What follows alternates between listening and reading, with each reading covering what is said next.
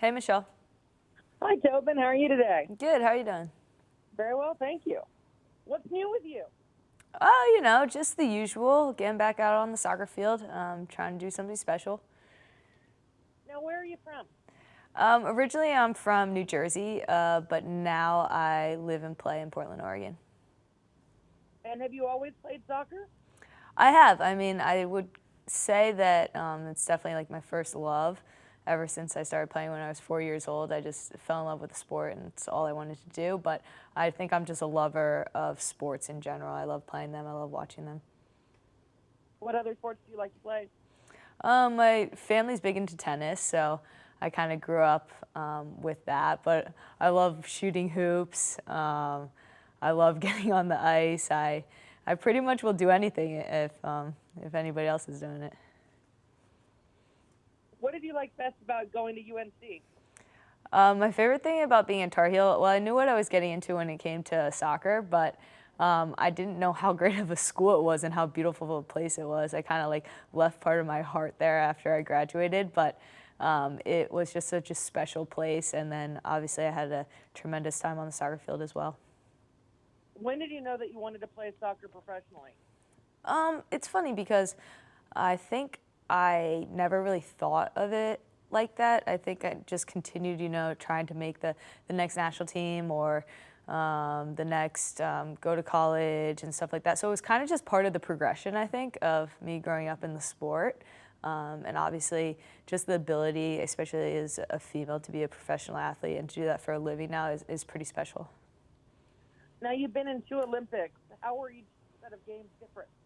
Yeah, I've actually been in 3 Olympics, which is pretty cool. Oh, wow. Yeah, it's fantastic. I mean, it's crazy because when I look back on my first Olympics was in Beijing. When I look back on that time and then this last one in Rio, it's cool because each time it's been a different experience for me because I've been at a different part of my career. So I remember the first time I was just like taking it all in. I was like, this is the most incredible thing, and you don't have any worries because you're kind of a kid.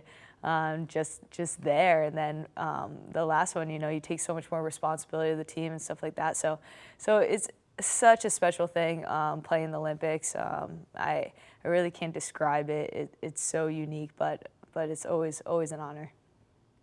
Now, how did it feel to be called perhaps the best U.S.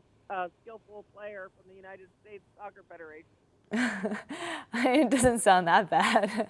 That's awesome. I love that.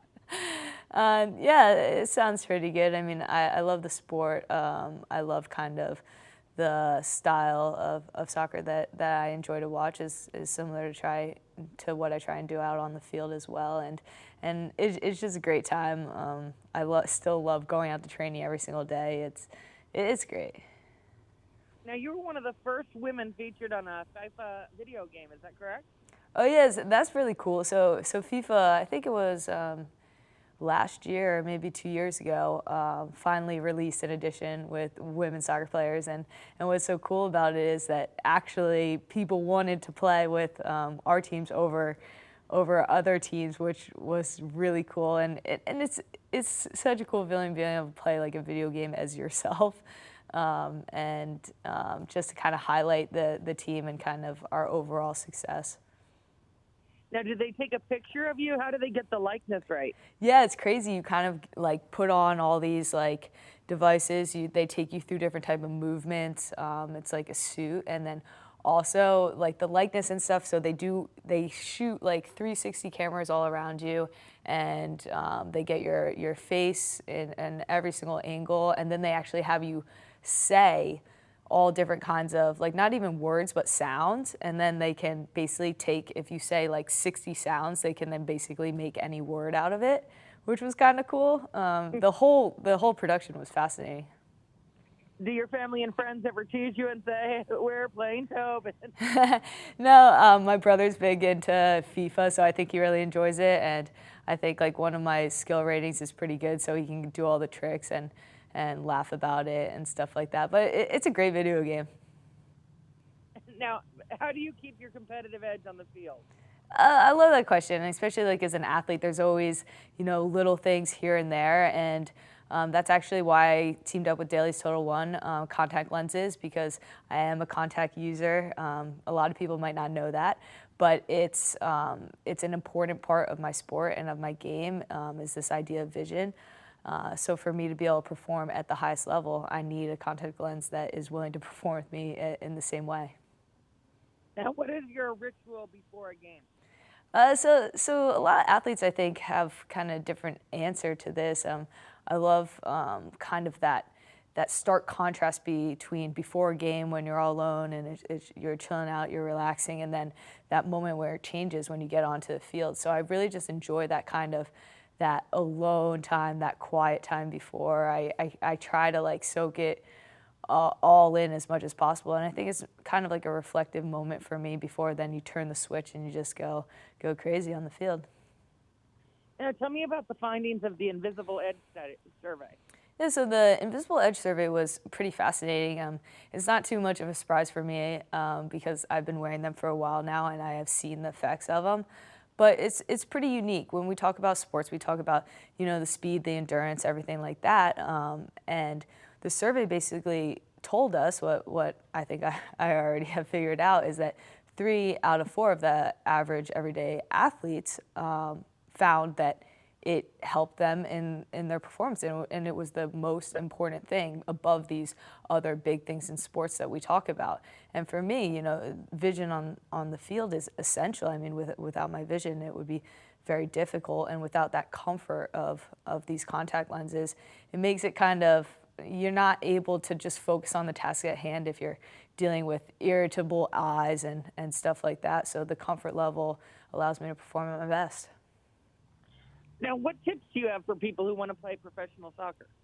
I think the greatest tip I can give, and it's probably said over and over again, but I really do believe it, is to just enjoy it and to love what you do. I mean, I said before, I still love going out to train. I still love trying to find my personal best. It excites me, and I don't know how I would have ever been able to reach the level I have without that passion and that joy for the game and that feeling that I just want to continue to get better and even in little ways you can keep getting better. So I would just say to all the kind of aspiring athletes is to truly enjoy it. It will get you far.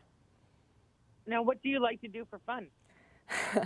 I think I'm a lover of life in general.